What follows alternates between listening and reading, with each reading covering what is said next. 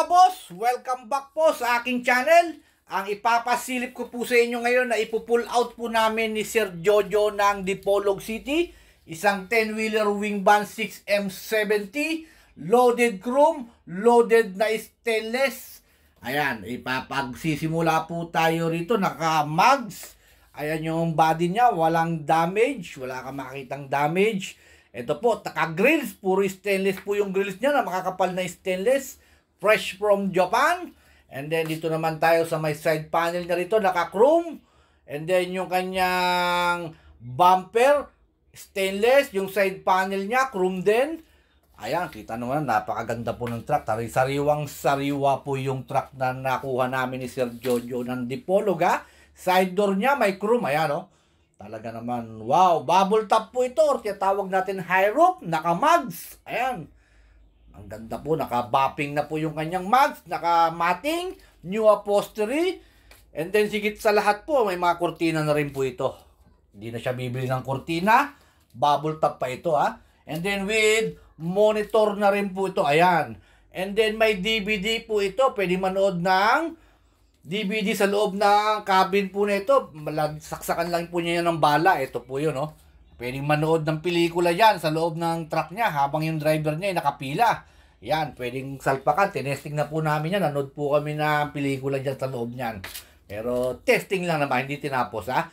Ayan po yung loob ng cabin ng truck ni Sir Jojo ng Dipolog. Side grills niya rito, naka-stainless. Stainless din kanyang fuel tank. Lahat ng kanyang bisagra dito sa kaliwa, stainless lahat. Yung mga lock niya, stainless din.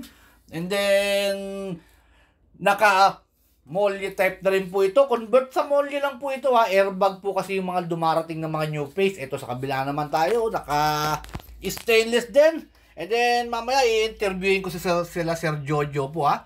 Kita nyo naman, napakaganda po ng napili namin ni Sir Jojo. Yung likod niya, yung pinto, yung lock niya sa likod, stainless din yung ano niya. Mga lock niya, yung bisagra sa gilid niya, stainless din. And then yung poste sa gilid ng pintuan niya, yun, oh, stainless na stainless po yan, paikot, ha.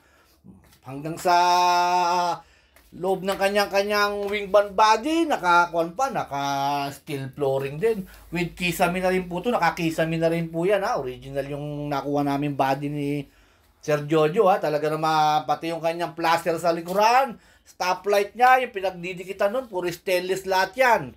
Talaga, puro pure stainless yung truck, ha. And then, yung sa ilalim naman niya, mayroong mahabang mudguard. Ito, mahabang mudguard with stainless din. Ayun, oh. Kita nyo naman, puro stainless ang karamihang nakalagay dito sa truck ni Sir Jojo, ha. And then, ni-road test ko rin po ito, ha. Talaga naman, wow, okay. Okay manakbo, ha. Mas maganda pang manakbo sa talagang kotse, ha. Or parang kotse yung takbo niya, ha. Talagang smooth na smooth yung truck po na ito. Habang nandito po kami, inaayos po namin yung kanyang mga electrical. Yung mga ilaw, yung mga placer, lahat, pinapagana po lahat yan. Para po walang huli, ha, pag paalis na sila mamaya. Ngayong araw po na ito, is pull out po ng truck nila. Papunta po sila ng Dipolog. Via Batangas po ang kanilang rota. Ayan po, ikutan natin yung magandang unit nila Sir Jojo, ha. Sa mga gusto pong magpag-guide sa akin sa Subic, tawag po kayo.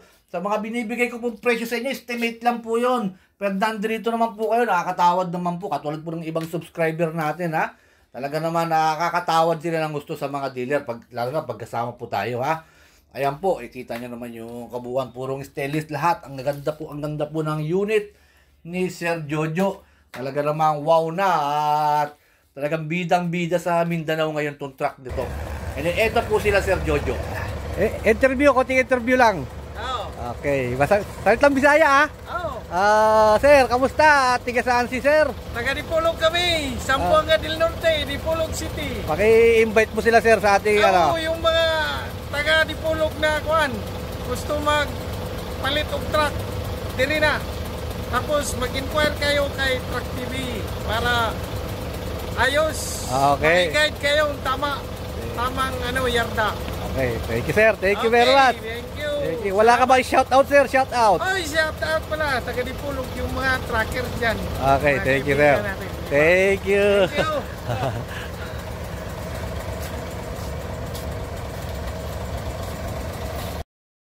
po po si Sir Jojo ng Dipolog, ha. Napakabait ni Sir Jojo, pumayag magpa-interview, ha. Sana po sa susunod na makasama ko, kayo naman po ang makasama ko rito sa Subic upang makabili po at maghanap ng unit na para po sa inyong lahat. And then once again po, nagpapasalamat po ako kay Sir Jojo ng Dipolog City at matagumpay na pull out po ang nangyari ngayong araw na ito. Thank you very much po again. See you next video po.